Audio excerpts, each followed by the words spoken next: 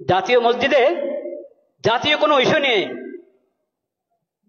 কেউ আসে না, জাতীয় মসজিদ, কিন্তু জাতীয় কোনো ইস্যু নিয়ে এখানে কোরআন সুন্নাহর আলোকে, শরীয়তের আলোকে এই বিষয়ে আমাদেরকে গাইড দেন, এই কথা বলার জন্য এখানে কেউ আসে না।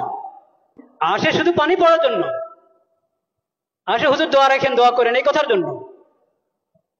এই কথার জন্য আসে না যে জাতিসংঘের দফতর ঢাকাতে তাদের অফিস করার জন্য, দফতর করার জন্য কথা উঠছে, এটা কি আমাদের জন্য ঠিক হবে? হুজুর কোরআন সুন্নাহর আলোকে একটু বলেন। এটা লালবাগ শাহী মসজিদের খতিবের কাছেও যায় নাই, চকবাজার শাহী মসজিদের খতিবের কাছেও যায় নাই, আন্দরকিল্লার খতিবের কাছেও যায় নাই, বয়তুল মোকাররম জাতীয় মসজিদের খতিবের কাছেও আসে নাই। কেন? আল্লাহ ইমাম এবং খতিবকে কেন ইমাম বানিয়েছেন এটা তারা জানেই না, বুঝেই না। একটা ধর্ম মন্ত্রণালয় আছে, ধর্ম মন্ত্রণালয়ের মধ্যে একজন আলেমকে বসানো হয়েছে, মাশাআল্লাহ, খুশির বিষয়, বিজ্ঞ আলেম, কোরআন সুন্নাহর আলেম। তো যে কোনো বিষয় দেশের প্রথমত ধর্ম মন্ত্রণালয় থেকে অনুমোদন নিতে হবে, ধর্মীয় দিক থেকে এখানে আপত্তি আছে কিনা, এই বিষয়ে ধর্মের নির্দেশনা কি, ওখান থেকে প্রথম অনুমোদন নাও, তারপরে অন্য ফয়সালা, অন্য মশওয়ারা।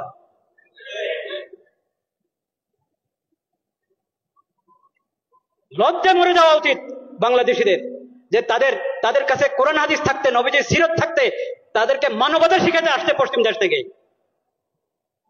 লজ্জা মরে যাওয়া উচিত।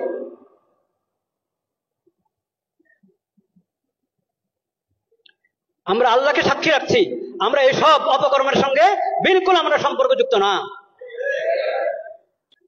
আল্লাহ সাক্ষী, আমরা এই ধরনের সমস্ত কর্মকাণ্ড থেকে সম্পর্কহীন। কাকে এখানে পাঠাবে জাতিসংঘের পক্ষ থেকে? আবাসিক সমন্বয়কারী। ওই আবাসিক সমন্বয়কারী কি জানেন? সমকামী। বলেন নাউজুবিল্লাহ। এখন ওখান থেকে প্রস্তাব পাঠানো হয়েছে, এখান থেকে হ্যাঁ বলতে আর কতক্ষণ লাগবে আল্লাহ জানেন। যদি বিবেক থাকে, যদি বর্তমান সরকার ভালোই তো করছিল, অনেক কাজ তো ভালোই করছিল, সুন্দর করছিল, এই শেষ সময় যদি নিজের ইজ্জত রেখে যেতে চায়, তাহলে তাদেরকে এই দপ্তর এর ফয়সালা উদ্রহ করতে হবে এবং এই ধরনের এই বিকৃত মস্তিষ্ক লোকদেরকে, বেহায়া বেলাদা লোকদেরকে এই দেশে আসার অনুমতি দেওয়া থেকে বিরত থাকতে হবে। শেষ সময় নির্বাচনের ঘোষণা করে এখন নিজের ইজ্জত নষ্ট করবেন আপনারা?